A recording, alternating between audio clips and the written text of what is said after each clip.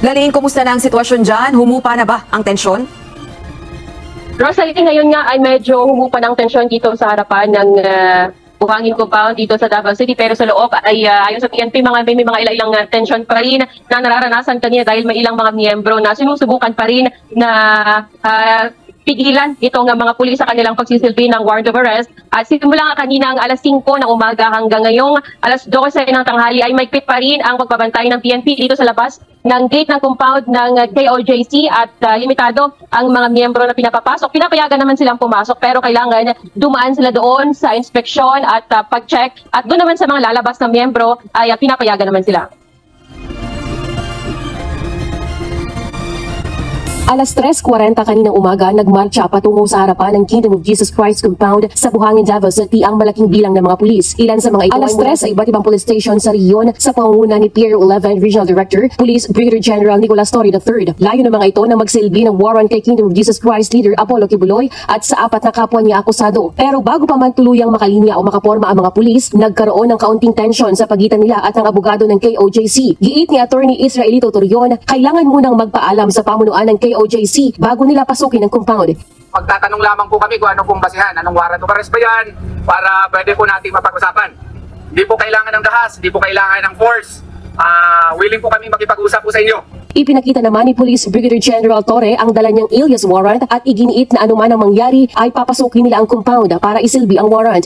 Hindi ito ang lugar para tayo magdebate. Yes, sir. Kung may reklamo ka, maghain na lang ng reklamo. Pero ngayon, papasok kami sa ayon sa gusto mo. Sinubukan pang kausapin ng mga abogado at ilang miyembro ng KOJC si Torre at nanindigang labag sa batas ang plano niyang pagpasok. Pero nanindigan si Torre na gigibain ito ang gate kapag hindi nila ito bubuksan at aalisin ang mga nakaharang sasakyan at fire truck. Sa uli, pumayag din ng KOJC group na pumasok ang mga pulis. Binalaan din sila na huwag tangkaing hadlangan o harangin ang mga ginagawang paghahanap ng mga pulis dahil makakasuhan sila. Eksaktong alas 5 ng umaga, nagsimulang pumasok ang nasa 2,000 pulis sa pangunguna mismo ni Police Brigadier General Torre. Kabilang din sa pumasok ang mga searcher, investigator, SAF, CDM, arresting team, first aid team. Kabilang din sa pumasok ang mga searcher, investigator, special action force, civil disturbance management, arresting team, first aid team at ilang kinatawan mula sa DSWD. Karamihan sa mga pulis ay may body camera o dalang cellphone para sa documentation. Ayon kay Torre, nagdala sila ng mga heartbeat detector para malaman kung may mga nakatagong tao kahit sa ilalim ng lupa o secret tunnel. May mga dala rin silang generator sets at long-range acoustic device.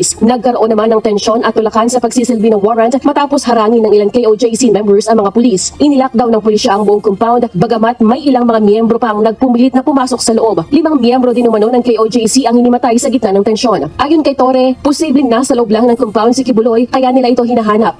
Andyan. I-attempt na lang ilabas yan. Yan ang aming hinihiling hanggang ngayon. I'm praying that he finds the light and just surrender and face the charges in court. Hindi pa masabi kung matatapos na ngayong araw ang paghahanap kay Kibuloy. May suspicions tayo dyan. Alam natin kung nasaan yan dahil alam namin ang engineering plans niyan. May mga duda kami dyan ng mga lugar kung saan dyan nagtatago. Bunker. Kaya meron kaming dala-dala dyan heartbeat detector. Kahit isang pie, ang kapal ng simento, malalaman namin kung may tumitibok na puso dyan sa likod ng simento. Sakaling mahuli ito ay dadalhin siya sa korte na nag-issue ng kanyang warrant. Rosalie, pinapulaan na naman ng Pier 11 ang aligasyon ng KOJC na may 7 miyembro o sila na nasawi sa gitna ng pagsisilbi ng warrant of arrest sa mga otoridad. Ayon sa Pier 11, hindi matay lang umano ang mga naturang miyembro dahil ilang araw na sila na wala sa tulog at dahil na rin sa init ng panahon at pinapulaanan din ng PNP itong napaulat na tear gas o sa pagsisilbi ng warrant kanina. At ayon nga kay General Torre, 30 ektarya itong compound na kanilang lilibutin at mahigit 40 building ang kanilang papasukin at hanggang sa ngayon nga ay nasa 1/4 pa lang sila o nasa 10 building pa lang ang kanilang tatapusin at mamayang alauna ng ditong hapon ay inaanyayahan ni General Torre itong mga media na pasukin ang compound ng KOJC. Yan mo nating balita mula dito sa Davao City. Balik sa iyo, Rosalie. Oo, Laling, kasi kanina, bago tayo mag-ere, meron tayong mga naririnig na mga ulat na merong pumanaw at may mga nasugatan. Kinumpirma ba yan ng mga tauhan ng pulisya dyan sa pagsisilbi ng warrant of arrest kay Pastor o kay Apollo Kibuloy? Rosalie, ayon kay Police Major Catherine De La Rey, itong spokesperson ng Pier 11, hindi totoo na merong 7 na namatay. Merong isa daw na na-stroke. Pero hindi tayo doon sa pagsisilbi ng warrant of arrest dahil ilang araw na lang itong miyembro na ito na hindi nakakatulog o hindi nakapagpahinga ng maayos dahil nga sa kanilang pagbabantay dito sa mismong compound. Pero kung sa dahilan ng pagsisilbi ng warrant of arrest, kaya ito ay ay wala pong katotohanan dyan, Rosalie. At yung iba namang na kinimataya dahil na riin sa walang pahinga at walang tulog. O nabanggit mo nga kanina na nasa 42 ba o mahigit 30 yung properties na hahalugugin ng mga tauhan ng pulisya at hindi yan matatapos ngayong araw. Ibig bang sabihin nito na kahit hanggang bukas at sa mga susunod na araw ay ipagpapatuloy ng PNP dyan sa Davao yung paghahalughog dyan sa property ng KOJC para lamang madakip yung kanilang mga hinahanap ng mga personalidad? To be exact, Rosalie, nasa 42 na gusali itong nasa loob ng KOJC compound. At ayon kay General Torre, hindi sila lalabas dito sa buong compound hanggat hindi nila isa-isa, hindi nila nakalugog lahat itong mga gusali. So inaasahan natin na posibleng hanggang bukas pa itong paghahanap nila, Rosalie. Saan naman naglalagi yung mga miyembro ng KOJC habang naghahalughog? Nandyan ba sila sa labas ng compound? Narinig kong inulat mo kanina, hindi sila maaaring makapasok sa loob. Tama ba? Tama yan, Rosalie, no? Kanina kasing umaga may mga talagang nagpumilit.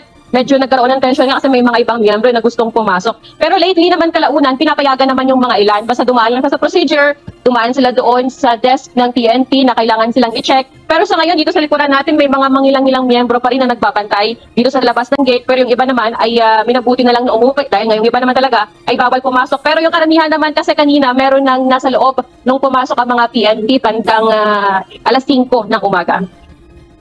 O dahil nga long weekend holiday, Lalaine, ano ba ang binanggit ng abogado ng kampo ni Kibuloy na susunod nilang gagawing aksyon dahil mukhang hindi nila mapipigilan yung mga tauhan ng pulisya sa paghahalughog at dyan sa KOJC compound?